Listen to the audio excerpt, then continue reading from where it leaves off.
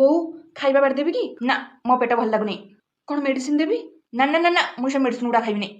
ହଉ ମୁଁ ତାହେଲେ ଖାଇବା ବାଢ଼ିକି ଘୋଡ଼େଇ ଦେଇକି ରଖିଦେଉଛି, ତମକୁ ଭଲ ଲାଗିଲେ ତମେ ଖାଇଦେବ। ମୁଁ ଟିକେ ପାଖ ମାର୍କେଟରୁ ଆସୁଛି।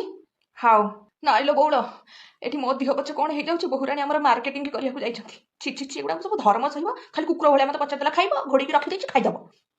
ଏଗୁଡ଼ାକ ଧର୍ମ ସହିବନି। ପାଦଟା କେଡ଼େ ଜୋରେ ବିନ୍ଧୁଛି ଲୋ। ତମକୁ ତ ସବୁବେଳେ କହୁଛି ମୁଁ ଏତେ ପାଣି ହୁଅନି, କାହିଁକି ଏତେ ପାଣି ହଉଛ? ତମ ଗୋଡ଼ ଫୁଲୁଛି। ହଉ ତମ ପୁଅଙ୍କୁ କହିଦଉଛି, ଆସିଲା ବେଳକୁ ମେଡ଼ିସିନ ନେଇକି ପଳେଇ ଆସିବେ। ହଉ ବୋଉଲ, ପାଦ ଫାଦ ଯୋଉ ବିନ୍ଧୁଛି।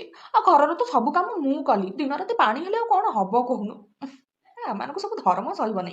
ବୋଉ ଆମେ ବାହାରକୁ ଖାଇବାକୁ ଯାଉଥିଲୁ, ବାପା ବି ଆମ ସାଙ୍ଗରେ ଯିବେ, ତମେ ବି ଚାଲୁନ। ନା ନା ନା ନା, ସେ ବାହାର ଖାଇବା ମୋର ହଜମ ହବନି, ମୁଁ ଯିବିନି, ତମେ ଯାଅ। ହଉ ତାହେଲେ ମୁଁ ଘରେ ବି ଭାତ ଡାଲମା ସବୁ ବନେଇକି ରଖିଦେଇଛି, ତମେ ଖାଇଦବ, ଆମେ ଆସୁଛୁ। ବୁଝିଲୁଟି, ବୁଢ଼ୀ ମଣିଷକୁ ଘରେ ପକେଇ ଦେଇକି ଯାଇଛନ୍ତି, କ'ଣ ନା ଭାତ ଡାଲମା ଆଳୁ ଭର୍ତ୍ତା କରିକି ରଖିଦେଇଛି, ବାହାରେ ଯାଇକି ଚାଉମିନ ସେ ମଞ୍ଚୁରିଆନ କ'ଣ କ'ଣ ସବୁ ଗେଫିକି ଆସିବେ। ଏଗୁଡ଼ାକ ସବୁ ଧର୍ମ ସହିବନି, ଧର୍ମ ସହିବନି। ବୋଉ ଖାଇବା ବାଡ଼ି ଦେବି କି?